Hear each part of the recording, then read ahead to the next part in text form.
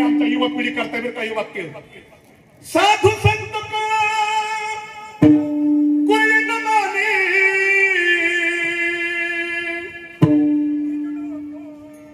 दुनिया आई रे कुर्मा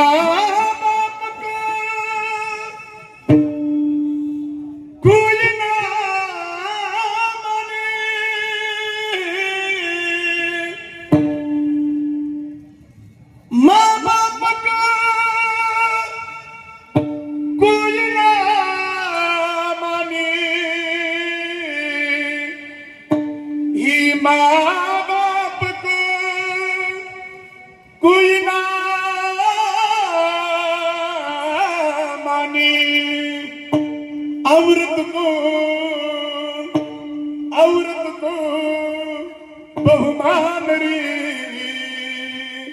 आई रे बेईमान दुनिया आई रे बेईमान दुनिया आई रे बेईमान दुनिया आई रे बेईमान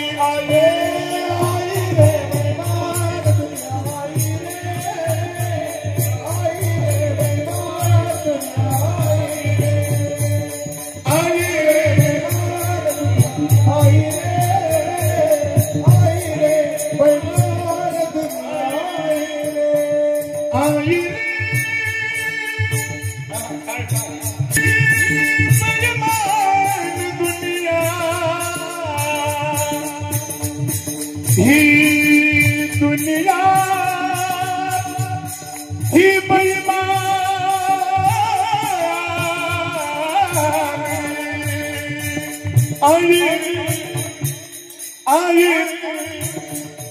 आई रे बेईमान दुनिया आई रे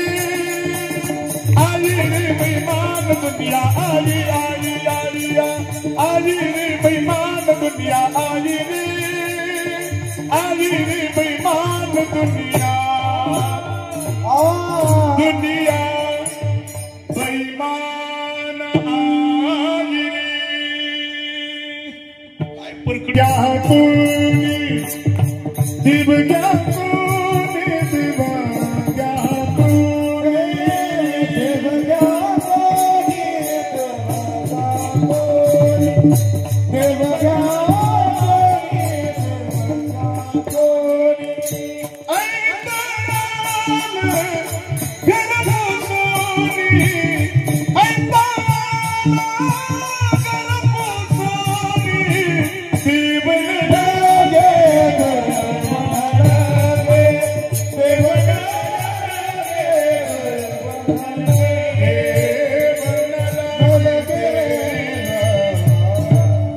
आपल्या पायातली चप्पल काढणार आणि 2 मिनिटं कोणा पण शब्द त्यांनी उभा राहणार वळखायचं त्याच्या अंतकरणामध्ये देशाबद्दलचं प्रेम आहे आणि हे देशप्रेम तुम्हाला आम्हाला कळलं पाहिजे बरं का ज्याला कळालं त्याच्या जीवनाचा खऱ्या अर्थाने उद्धार झाला आणि 3 नंबर तुम्हाला आम्हाला देव कळला पाहिजे आणि देव कळला त्याचाही उद्धार झाला म्हणून देव कळावा याच्याकरता देव संत तुमच्या माझ्या दारामध्ये घेऊन आले पण लोकांनी मात्र देव घेण्याकरता तयार नाहीत तुकोबारांनी विचारलं अरे देव घ्या पण समाज म्हणते तुकोबार आहे आम्हाला तुमचा देव नको काय अगोदर देवाचं महत्व कळलं पाहिजे बरं का तर देव घेण्याकरता तयारी पण बऱ्याच लोकांना देवाचं महत्वच नाही बरं का ते आज येतात बरं का बऱ्याच वेळा धावपळीच्या प्रवासामध्ये आमच्याकडून वाचन घडत नाही हे प्रवासामध्ये वाचन घडत नाही पण आज येता एक सुंदर मला लेख वाचण्याकरता मिळाला देव आपल्याकरता किती महत्वाचा आहे पहिल्यांदा कळला पाहिजे काय झालं एक आजोबा हॉस्पिटलमध्ये गेले आणि त्यांना ऍडमिट करण्यात आलं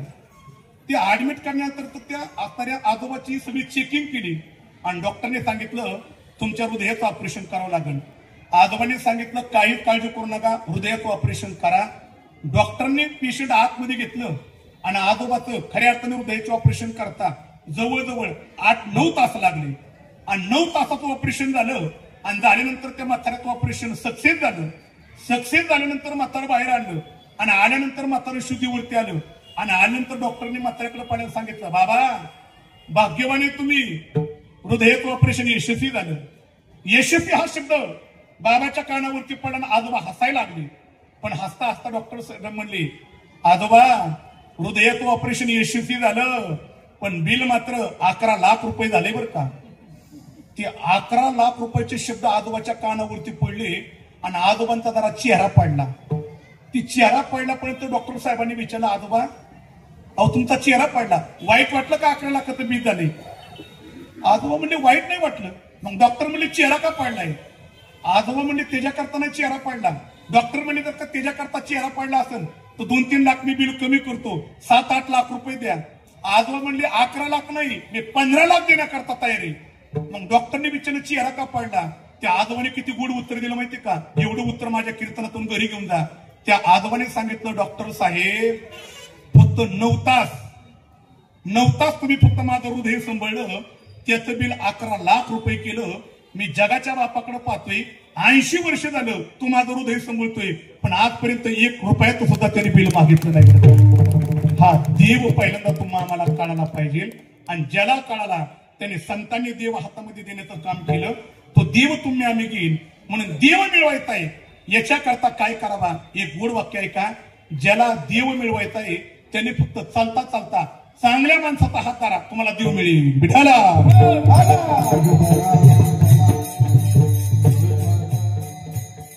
मी फार गोड शब्द उच्चारून गेलो. देव मिळवण्याकरता काय करा? चांगल्या माणसाचा. हा बाबा इकडे भरपूर आमची युवा पिढी उभा आहे बरं का. आज आम्ही भरपूर बाहेर येतोय. फक्त काय बरेचसे पालक इथे माझ्या कीर्तनामध्ये बसल्यात बरं का. पण प्रत्येक पालकाच्या चेहऱ्यावरती मला इथे आनंद दिसतोय, पण प्रत्येक पालकाचं आतून हृदय त्यांना खातंय. का खाते माहितीये का? आज आमची युवा पिढी 80 ते 90% युवा पिढी आमची बिघडलेली बरं का. वाईट वाटलं तरी चालेल, मला माहिती निश्चित बिघडलेली. फक्त एकमेकाची भेट आली की एकमेकाला म्हणतात की तुझं बरं आहे का, माझं बरं आहे. त्याला विचार तुझं बरं आहे का? खरं सांगू का, बरं कुणाचंच नसतं. फक्त एकमेकाला म्हणायचं बरं आहे का. प्रत्येक पालकाचं हृदय आपल्या त्यांना खातंय. काय खातंय? आमची घरातली पुढची पिढी मुलं बिघडल्यात, भरपूर मुलं बिघडल्यात. मी स्पष्ट बोलणार आहे. जाऊ नाही तिकडे जातात, खाऊ नाही ते, पिऊ नाही ते, बिघडलेली पिढी बरं का. पण आज माझ्या कीर्तनातले गोड वाक्य घेऊन जा. ज्या पालकांना वाटते आमच्या घरातली मुलं बिघडल्यात, आमच्या मुलांना नको त्याची संगती लाभलेली आणि आमच्या मुलांचं माथं निकस आणि बकत झालेली. पुण्याचं वाक्य आहे का, ज्या पालकांना वाटते आमच्या मुलांचं माथं निकस आणि बकत झालेले, माथं बिघडलेले, हे माथं जर का प्रत्येक पालकाला आपल्या मुलांचं जाग्यावरती आणायचं असेल तर जरा इकडे लक्ष द्या. आपल्या मुलांचं जर का माथा जाग्यावरती जर का आणायचं असेल ना तर माझ्याकडे लक्ष द्या. आपल्या मुलांचा हात कोणाच्या हातामध्ये हात देऊ नका.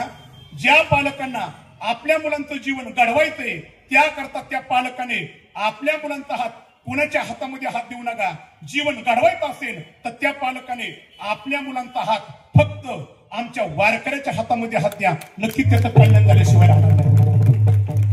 आपल्या मुलांना संगत कोणाची हे फार महत्वाचं आहे. आणि संगत जर का योग्य असेल ना तर नक्की तुम्हाला आम्हाला देव मिळल्याशिवाय. आमच्या जनाबाईंचं एक वर्णन करू का?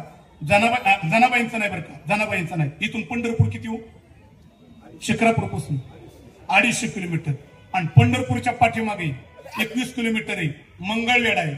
आणि मंगळवेढ्याच्या पाठीमागे एक वेशीची वस्ती, आणि त्या वेशीच्या वस्तीवरती एक श्यामा नावाची वेश्या राहत होती. देह विक्री करायची. आणि श्यामा नावाच्या वेशीच्या पोटी एका मुलीने जन्म घेतला. त्या मुलीचं नाव होतं कान्हो पात्रा. पण वेशीची मुलगी पण चालता चालता वारकऱ्यांची दिंडी मंगळवेढ्यातून चालली होती आणि वारकरी भजन करत होते. वारकऱ्याचं भजन काय असतं? वारकऱ्याचं भजन दगडोबा धोंडेबा. वारकऱ्याचं भजन काय? एकच भजन आहे, ज्ञानोबा माऊली तुकाराम, ज्ञानोबा माऊली तुकाराम.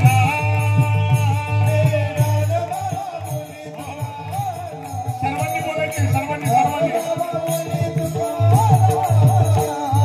ज्ञानोबा माऊली माऊली तुकाराम, ज्ञानोबा माऊली माऊली तुकाराम.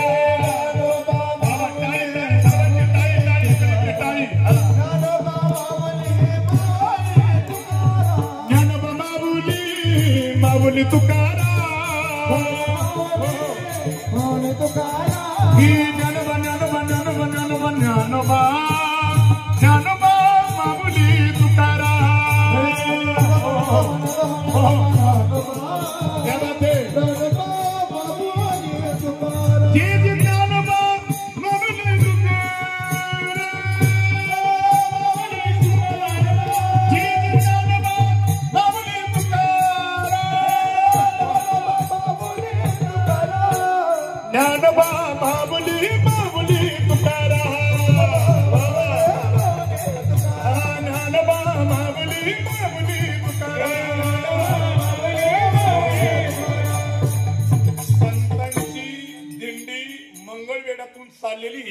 आणि वेशीची मुलगी कानोपात्रीने वारकऱ्यात हात धरला. बाबा कुठं? पंढरपूरला. पुणे. जगाचा मालक तिथे राहतोय. काय करतो? पाहिलं की शिन जातो. आणि वेशीची मुलगी कानोपात्रा वारकऱ्यांच्या दिंडीमध्ये गेली आणि वारकऱ्याचा हात धरला पंढरपूरला गेली. पण गेल्यानंतर तिला सौंदर्याचा अभिमान होता. देव माझ्यापेक्षा सुंदर नसावा. पण गेल्यानंतर पाहिलं तर देव काळ आहे. पण तिने विचार केला देव माझ्यापेक्षा काळ आहे. पण देवाने विचार केला सौंदर्याचा अभिमान आहे. देवाच्या दर्शनाकरता ती कानोपात्रा गेली आणि देवाच्या चरणावरती फक्त आपलं बोट ठेवलं. देव किती नाजूक आहे माहिती का? कानोपात्रा नाजूक, तिचा हात नाजूक, तिची बोट नाजूक. पण ती बोट नाजूक देवाच्या पायावरती ठेवल्याबरोबर त्या कानोपात्रीची बोट देवाच्या पायामध्ये रुतली. आणि मग कानोपात्रा विचार करती देव माझ्यापेक्षा किती नाजूक आहे. आणि त्याच कानोपात्रीने देवाच्या चरणाला कडकडून मिठी मारली. आणि किती मोठा मान मिळाला माहिती का? सगळा प्रसंग सांगण्याकरता वेळ नाही. त्या कानोपात्राला मान इतका मिळाला. आजही पंढरपूरच्या मालकाच्या दर्शनाला भाविक गेले. देवाच्या दर्शनाच्या अगोदर कानोपात्रीचं दर्शन आणि मग विठ्ठलाचं दर्शन. एवढा मान कानोपात्राला मिळाला. पण का मिळाला? फक्त आमच्या वारकऱ्याचा हात धरला म्हणून. विठ्ठला देव मिळवायचा आहे. याच्याकरता काय करा? तर चांगल्या माणसाचा काय करा? हात धरा. चांगल्या माणसाची संगत करा आणि त्याला देव मिळतो बरं का. पण एक गोड वाक्य बोलू का? नुसता देव मिळून उपयोग नाही, देव कळायला पाहिजे. नाही लक्षात आलं? जरा सोपं बोलू का? वस्तू मिळून उपयोग नाही, वस्तू कळाली. बऱ्याच लोकांना वस्तू मिळतात पण त्याचं महत्व कळत आणि न कळल्यामुळे त्याचा अपमान होतो बरं का.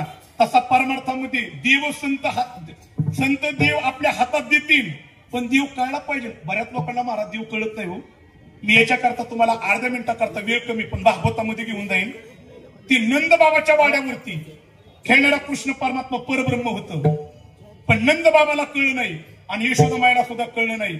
मला वाटतं की परब्रह्म आहे. नंद बाबाला कळलं असतं आणि यशोदा मायला कळलं असतं तर यशोदा मैया कधी कधी रागून कृष्णाचा कान धरायची आणि रागून कृष्णाचा कान धरून म्हणायची. न परब्रह्म कळल्यामुळे यशोदा माया म्हणायची. पण काय म्हणायची? कृष्णा मी तुला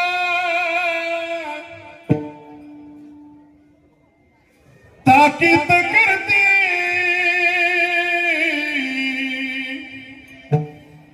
घरी गुणाच्या जाऊ नको.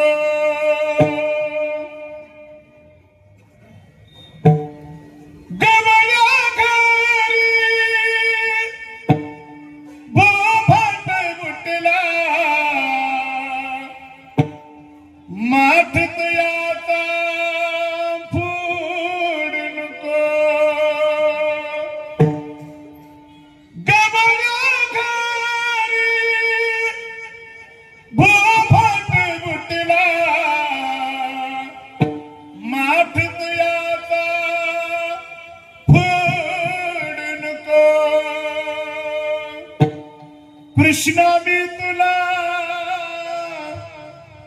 ताकीद करते घरी गुणाच्या जाऊ नको. यशोदा मायेचे गोडी शब्द होते बरं का.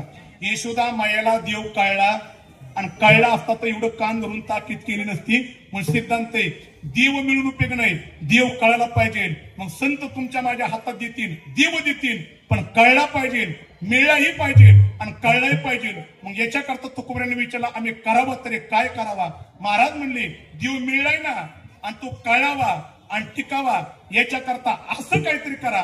ते काय करा, ते काय करा त्याचं चिंतन पहिल्या चरणामध्ये.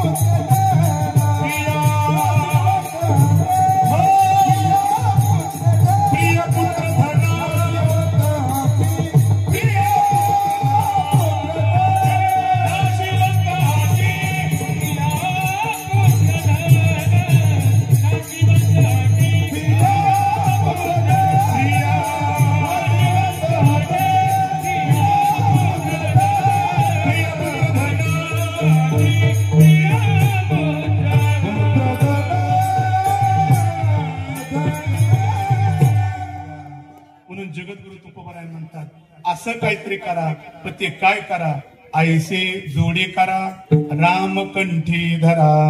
इथे रामनामाचा शब्द आला बरं का. आणि एवढ्यावरती राहिलेल्या 15 मिनिटांमध्ये मी माझं कीर्तन संपवणार आहे. फक्त रामनामाचा शब्द आला आणि राम फक्त तुम्हाला आम्हाला धरण्याकरता सांगितलंय. पण बरीच लोक म्हणतात की महाराज रामच का कंठामध्ये धरायचा. फार शब्द गोडे हा. राम नामही श्रेष्ठ, रामही श्रेष्ठ, रामाचं कार्यही श्रेष्ठ, रामाचं आचरणही श्रेष्ठ, रामाचं वचनही श्रेष्ठ, राम त्रिभुवनामध्ये श्रेष्ठ. मग तुम्हाला आम्हाला रामकंठामध्ये धरण्याकरता सांगितलंय. आणि मी 2च उदाहरणं ठेवणार आहे. ज्यांनी ज्यांनी रामकंठामध्ये धरला त्यांचं कल्याणच झालं बरं का. पण त्याच्याकरता रामकंठामध्ये मी 2च उदाहरणं ठेवणार आहे, कीर्तन संपवणार आहे. फक्त रामकंठामध्ये धरा. कुणी कुणी धरला आणि त्यांचं कल्याण झालं एवढं फक्त चिंतन करायचंय. विढाला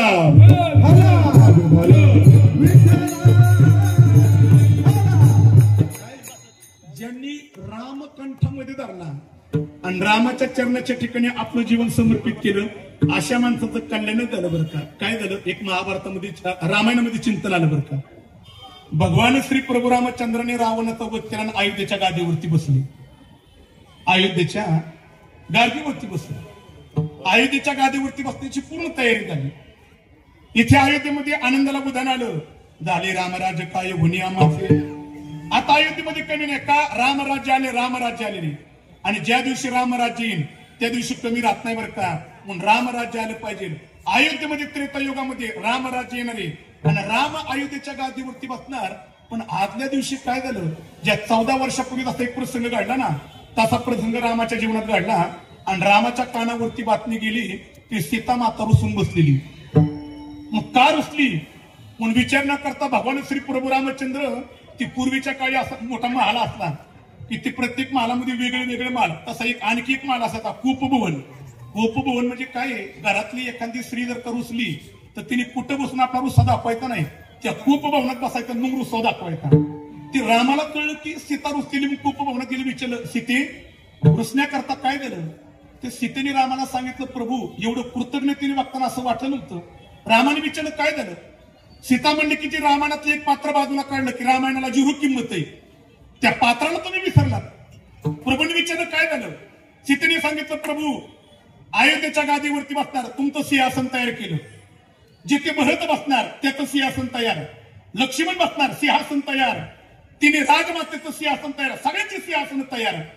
पण ज्याच्याशिवाय रामायणाला किंमत नाही, ज्या हनुमंतांनी एवढी मोठी मदत केली त्या हनुमंताला तुम्ही विसरला आणि त्याचं सिंहासन तयार केलं नाही. आणि मग प्रभू म्हणली, सीते खरंच की ही चूक माझ्या लक्षात आलीच नाही. सीते आज मी माझा राज्याभिषेक गडीवर थांबवतो आणि माझ्या हनुमंतराया करता माझ्या शेजारी सिंहासन तयार करतो. आणि रात्रीत माझ्या पूर्वने प्रमाण काढलं आणि आपल्या शेजारी हनुमंतराचं सिंहासन तयार केलं. दुसरा दिवस अयोध्येचा खऱ्या अर्थाने गादीवरती राम बसणार आणि दिवस उगवला, आनंदाला उधाण आलं. देव अयोध्येच्या गादीवरती बसले आणि तेवढ्यात माझ्या हनुमंतराचं आगमन झालं. आगमन झाल्याबरोबर साक्षात जगाचा बाप अयोध्येच्या गादीवरून उठले आणि हनुमंतराकडे चलत गेले. हनुमंतराच्या हाताला धरलं. हनुमंतराय तुमची जागा माझ्या सभेमध्ये कुठे नाही, मग हनुमंताने विचारलं प्रभू माझी जागा कुठे?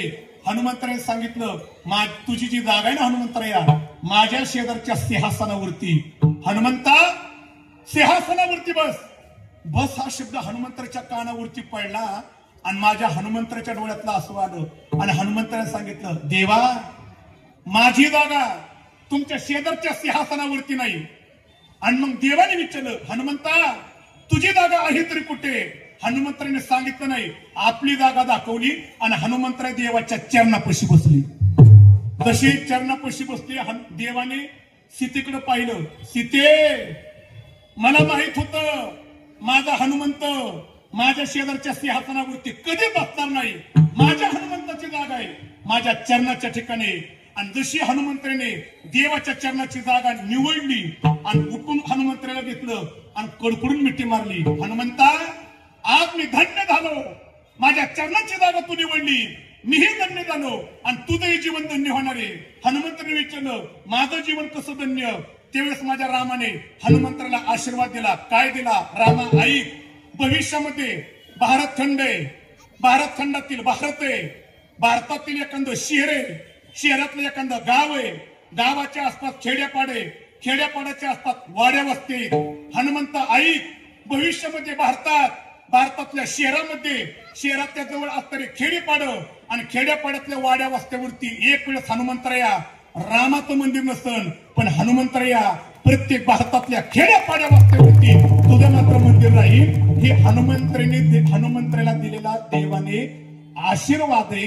हे माझ्या तुकोबऱ्यांना माहित होतं. मग तुकोबऱ्या म्हणतात की दुसरं काही करू नका, पहिल्यांदा राम कंठामध्ये धरा. म्हणून राम तुम्हाला आम्हाला कंठामध्ये धरण्याकरता सांगितलं. आमच्या आयोजकाच्या मंडळीनुसार अजून 5 मिनिटं माझ्या हातामध्ये शिल्लक आहे. रामच कंठामध्ये का धरायचा? काय तुम्ही आम्ही कंठात धरला याच्यात नवल नाही. देवाच्या शत्रूने जरी कंठामध्ये राम धरला तर शत्रूचं सुद्धा कल्याण होतं. एकच प्रसंग आणि मर्यादित वेळेत कीर्तनाची परिपूर्णता बरं का. ऐका, गोड प्रसंग राम कंठामध्ये का धरायचं बरं का. एकच प्रसंग काय? भगवान श्री प्रभू रामचंद्र सीता मातेचा शोध घेत लंकेच्या दिशेने चालले आणि रामेश्वरला पोचले. समुद्र पार कसा करायचा वानरा सहित माझी हनुमंतरा सहित देव चर्चा करत असताना हनुमंताने सांगितलं देवा ज्या सागराने वाट अडवली त्या सागराला विचारा. माझ्या देवाने सागराचं आव्हान केलं आणि समुद्रदेवता प्रगट झाले. प्रभू मी जर का तुम्हाला वाट दिली समुद्रातले जीवजंतू मरण पावतील, मी वाट देणार नाही, तुम्हाला वाट दाखवीन. काय शब्द आहे?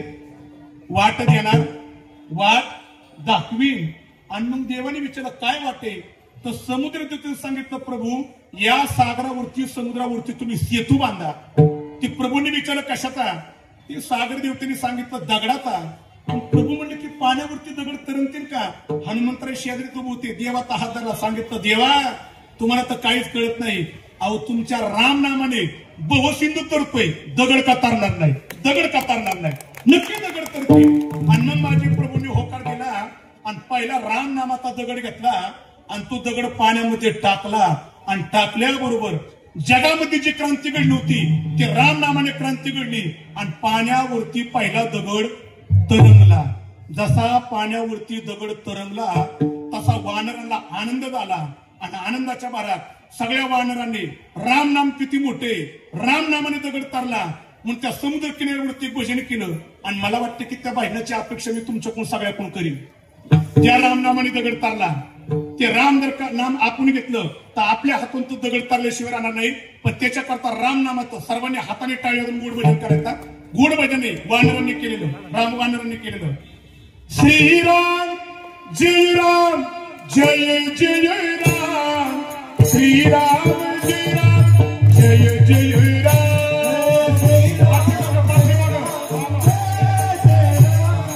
टाळी टाळी टाळी. श्रीराम जय राम जय जय राम, श्रीराम जय राम जय जय राम.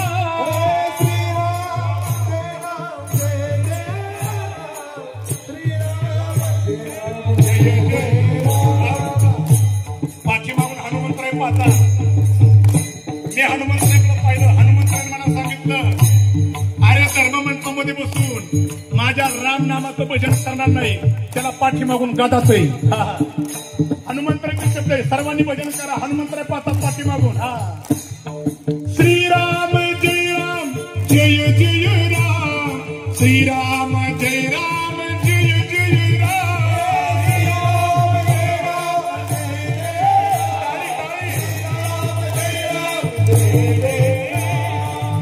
श्रीराम जय राम जय जय राम, श्रीराम जय राम जय जय राम, श्रीराम जय राम जय जय राम, श्रीराम जय राम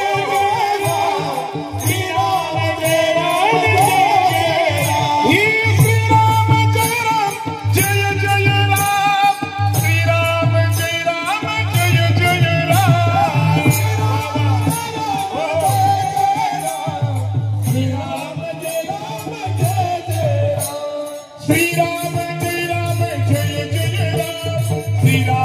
राम जय जय राम,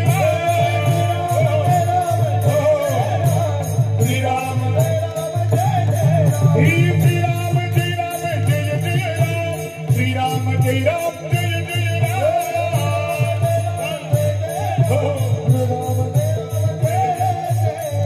मर्यादा पुरुषोत्तम भगवान श्री प्रभु रामचंद्र की, भगवान श्री प्रभु रामचंद्र की, भगवान श्री प्रभु रामचंद्र की. आमच्या शिक्रापूरकरांनी जसं भजन केलं ना, तसं त्या रामेश्वरला सर्वांनी भजन केलं. आणि मला आता फोन आला, तुमचा राम नामाचा भजनाचा आवाज अयोध्येपर्यंत पोहोचला. फार धन्यवाद धन्यवाद. गुड भजन केलं. ती वानर सैन्याने ती भजन केलं, राम नामाने दगड तारला आणि त्या भजनाचा आवाज लंकेत पोहोचला. आणि ते दानव घाबरले. ज्या राम नामाने दगड तरतोय तो राम लंकेवरती चाल करतोय, पराभव निश्चित आहे. रावणाच्या कानावरती बातमी गेली, दगड तारला म्हणजे पराभव निश्चित आहे. आणि मग त्यांनी विचार केला, अरे राम नामाने दगड तोडते, पराभव निश्चित आहे. रावणाने विचार केला, दानव घाबरल्या म्हणून घाबरू नये म्हणून त्या रावणाने काय सांगितलं, रावणाने सांगितलं, अरे राम नामाने दगड तारला म्हणून तुम्ही घाबरला, घाबरू नका. रावण नावात पण तेवढी ताकद आहे, आपल्या नावाने पण दगड तरतो. ते दानव म्हणजे तुझ्या नावाने, हा हा माझ्या नावाने, चला म्हणजे पुरावा दाखवतो. ऐका, रावणाने सगळे दैत्य गोळा केले, समुद्र किनाऱ्यावरती गेला. रावणाला एकट्यालाच माहित होतं आपल्या नावाने दगड तारणार नाही, पण डोळे दाखवून त्यांनी दगडावरती रावण नाव टाकलं. दगड उचलला, गामगुम झाला होता, पण तसाच पहिला दगड घेतला आणि रावणाने पाण्यामध्ये टाकल्याबरोबर. आता वाक्य ऐका, रावण नावाने या त्रिभुवनातला दुसरा दगड पाण्यावरती तरंगला. आणि मग दानवाने विचार केला, राम नावाने दगड तरला, रावण कमी नाही, रावण नावाने दगड तरतोय. आणि मग काय दानवांना आनंद झाला आणि रावणाचं भजन चालू झालं. ते फक्त आपण नाही करायचं, आता आपण नाही करायचं. त्या रावण नावाने दगड तरला आणि सगळे दैत्य निघून गेले. पुढचा प्रसंग गुढे 2 मिनिटात कीर्तन संपवतोय आणि सगळे दैत्य निघून गेले. पण पुढला प्रसंग ऐका, रामायणात कुठं ऐकायला मिळणार नाही. ते सगळे निघून गेले, पण ती रावणाची धर्मपत्नी मंदोदरी तिथंच उभा राहिली, ती तिथून हल्ली नाही. त्या मंदोदरीने ज्या रावणाच्या हातातून दगड तरला होता त्या रावणाकडे तिरक्या नजरेने पाहिलं. कुणी, कुणाकडं, का पाहिलं दगड, कुणी पाहिलं, कुणाकडं, राम नावाने दगड तरला, रावण नावाने दगड तरला, तिरक्या नजरेने पाहिलं. जरा मला इथे शंका बरं का, ते तिरक्या नजरेने मंदोदरीने का पाहिलं माहिती का, जरा वाईट वाटलं तरी चालेल. ते मंदोदरीने तिरक्या नजरेने का पाहिलं माहिती का, कारण मंदोदरीला एकट्यालाच माहित होतं आपला गडी तेवढ्या लायकीचा, हे मंदोदरीला माहित होतं. पण याच्या नावाने दगड का तरला, माणसात नुक अपमान करा, घरी गेल्या विचारलं मंदोदरी का हो, राम नावाने दगड तरतो, तुमच्या नावाने दगड का तरला. ते रावण म्हणला, मंदोदरी तुला नाही कळायचं की राजकारणाचा भाग आहे. म्हणजे पाया पडू का, राजकारणाने तर वाटलं झालं, राजकारण नका सांगू मला, तुमच्या नावाने दगड का तरला त्याचं उत्तर द्या. आणि मग रावण हळद मंदोदरीच्या कानापशाला सांगितलं, मंदोदरी याचं उत्तर फक्त तुला म्हणून सांगतो, कोणाला सांगू नको, नाही तर रावणाचा लंकेचा अपमान होईल. ती म्हणली कोणाला सांगणार नाही, पण तुमच्या नावाने दगड का तरला त्याचं मला उत्तर पाहिजे. मग रावण हळूच मंदोदरीच्या कानापशी आला, मंदोदरी फक्त राम नामाने दगड तरतो, रावण नावात तेवढी ताकद नाही. आणि मग मंदोदरी म्हणली हे मला पहिल्या पत्रच माहित होतं, तुमच्या नावाने दगड तरणारच नाही, पण आता मला उत्तर द्या, पण तुमच्या नावाने सकाळी दगड का तरला? आता रावणाने उत्तर दिलं, हे उत्तर घरी घेऊन जायचं म्हणजे रामकंठी धरा हे तुकोबाने का सांगितलं त्याचं उत्तर कळण. तेव्हा रावण मंदोदरीच्या कानापशाला सांगितलं, मंदोदरी राम नावाने दगड तरतो, माझ्या नावाने दगड तरगत नाही. पण सकाळी मी दगड घेतला आणि बीत दगडावरती नाव टाकलं रावण, दगड उचलला, गामागुम झालो.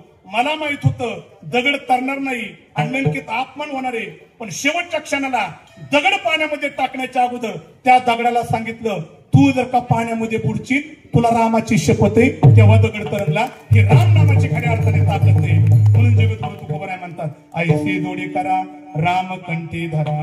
आणि त्याने काय होईल, जेने चुके फेरा गर्भवास विठोबा रखुमाई.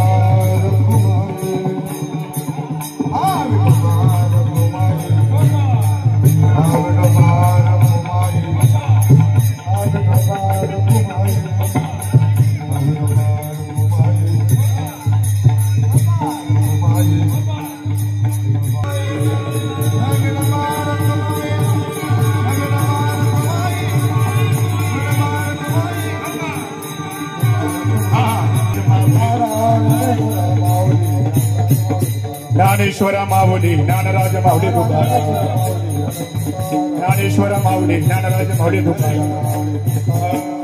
मरण मेल्यानंतर ते भोगण्याकरता जन्म हे तुमच्या पाठीमागे लागेल. त्याच्याकरता बाहेर पडण्याकरता करा नाव धड करा सहस्र नामाचे, जेणे भव सिंधू थडी पावे. सहस्र नावाचे नाव करा आणि त्या नावेमध्ये बसा. हा बहुसिंधू तरल्याशिवाय राहणार नाही.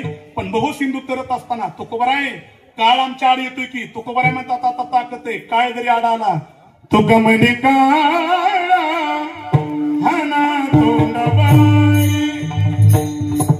तुक म्हणे काळा हाना तोंडवाई, तुक म्हणे काळा हाना तोंडवाई, तुक म्हणे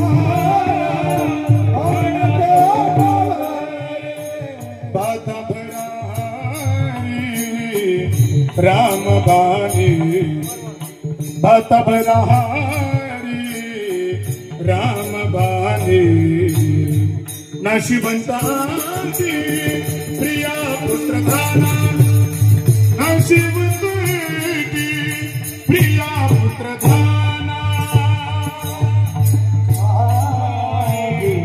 राम बानी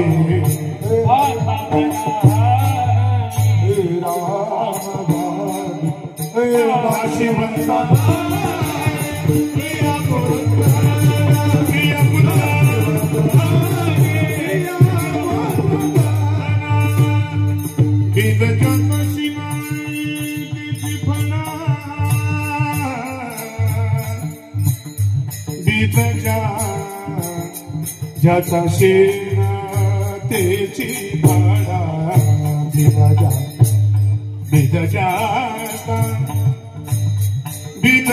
कशिना त्याची फळा बिदजा कशिना बिदजा कशिना त्याची फळा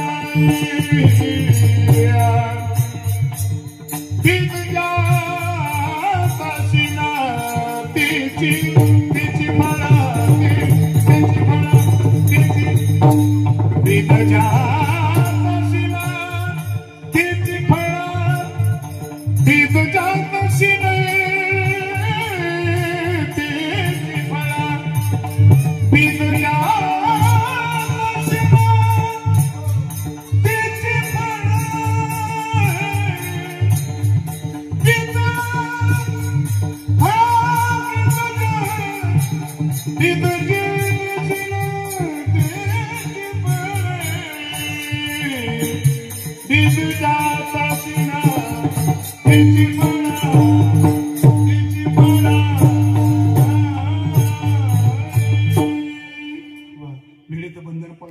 ऐकायला संधी दिली नाही.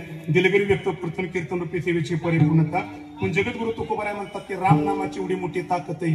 आता कुणी जरी आला, काळ जरी पुढे आला तरी काळाच्या सुद्धा तोंडात मारण्याची ताकद आहे. पण पुन्हा एकदा माझा मुद्दा ऐकून घ्या. आपल्या धर्म संस्कृतीत हिंदुत्वाचं खऱ्या अर्थाने रक्षण केलं पाहिजे आणि रक्षण करण्याचं आराध्य दैवत आहे माझं राम नाम आहे. आणि ज्याच्या मुखात राम आहे का नाही त्याला कुणाची भीती नाही बरं का. अरे त्याच्या पुढे कुणी काय येणार. राम नामात एवढी ताकद आहे, कुणालाही आडवं करण्याची ताकद आहे. काळ जरी आला ते काळाला सुद्धा आडवे करण्याची ताकद आहे. मग त्याच्याकरता तुकोबाराय म्हणतात आईशी जोडी करा राम कंठीधरा जेणे चुके फेरा गर्भवास. मर्यादित वेळेमध्ये जगद्गुरु तुकोबारायांच्या अभंगावरती अल्पशा चिंतनाचा प्रयत्न. कीर्तन रूपी देवीची परिपूर्णता. बहुसंख्येने या ठिकाणी श्रोतावर्ग उपस्थिती. आता इथे पुढे नजर टाकली तर सर्व क्षेत्रातील विविध मान्यवरांच्या ठिकाणी विशेष उपस्थिती बरं का. सर्वांच्या पुढे मी दंडवत प्रणिपात या ठिकाणी करतो. अनुषंगाने आमच्या आयोजकांनी अत्यंत गेल्याही वर्षी आणि याही वर्षी अत्यंत गोड अशा प्रकारचा उपक्रम राबवून या गोड कार्यक्रमाचं नियोजन केलेले. खरं सांगू का, हा एक दिवसाचा कार्यक्रम वाटतच नाही. आमच्या आयोजकांनी असं नियोजन केलेले असं वाटतं की 7 दिवसाचा हरिनाम सप्ताह चालू बरं का. एवढं मोठं केलं. पुन्हा एकदा सर्वांकरता टाळी वाजवा. सर्वांच्या ठिकाणी मी ऋण व्यक्त करतो, आभार मानतो आणि माझ्या हरिकीर्तन रूपी सेवेची. याच्यानंतर आरती होईल तोपर्यंत कुणी जागा सोडायची नाही. जागेवरती फक्त या ठिकाणी आरतीला सुरुवात होईल. फक्त आपल्या कीर्तनाची परिपूर्णता करून घेऊ आपण. कीर्तनाची विठाल जे जे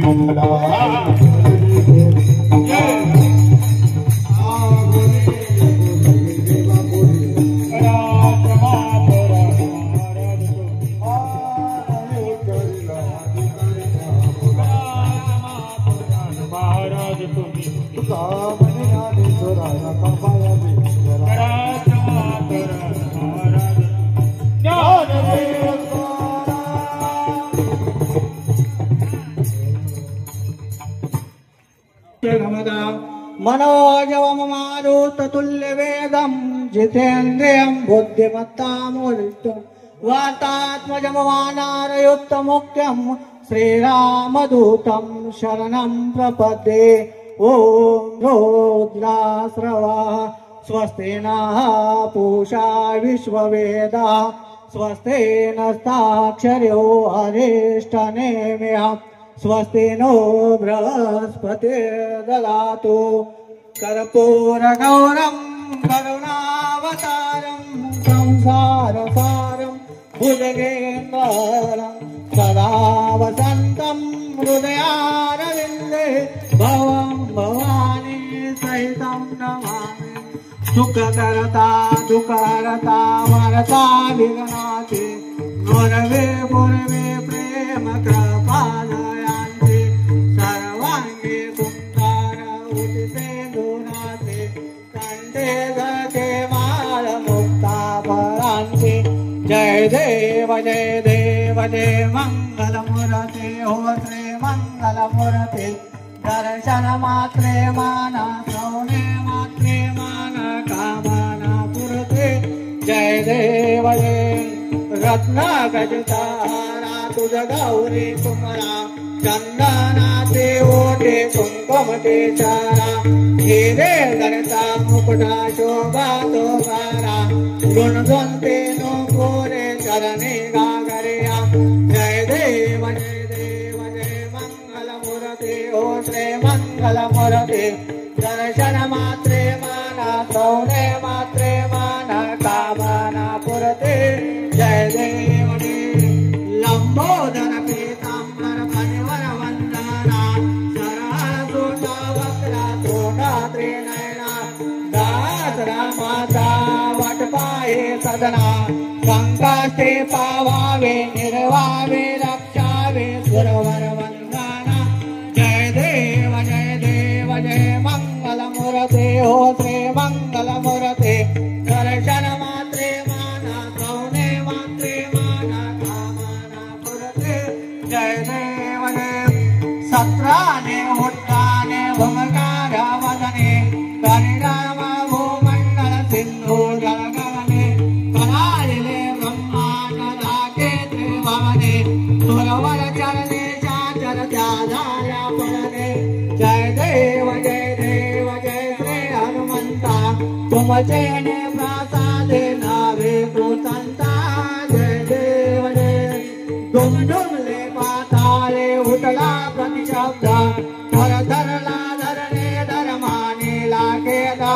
कलालिले परवाता वृंगन उचेत रामे रामदासा शक्तीचा बोध जय देव जय श्री हनुमंता तुमचे प्रसादे गावे कृतंता जय देव जय त्रिगुणात्मक ते मोठे दत्त हादाना त्रिगुणी अवतारा त्रिलोक्य राणा नेते शब्द नया लोमाना सुरवर मुनि जन योगी समाधि दाना जय देव जय श्री गुरु दत्ता स्वामी अवधूता हरते वालिका हरणे भव चिंता जय देव जय सौभाग्यवंतारे तू एक दत्ता सौभाग्याचे कैसे करे माता वरा हे परतला के कैसा येता जन्मा मरणाचा भरलाचे अंत जय देव जय श्री गुरु दत्ता स्वामी अवधूता हरते वालिका हरणे भव चिंता जय देव जय दत्ता येवो निया उभा टाकेला सजवावे संतांचे परिपाद गेला प्रसन्न होने आशीर्वाद दिला जन्मा मरणाचा फेरा चुकविला जय देव जय श्री गुरु दत्ता स्वामी अवधूता हरते वालिका हरणे भव चिंता जय देव जय दत्ता दत्ता ऐसे लागाले जाना हारा पाले माना झाले उन्माना नेतो पानाचे झाले बळवाना एका जनार्दने श्री दत्त ध्याना जय देव जय श्री गुरु दत्ता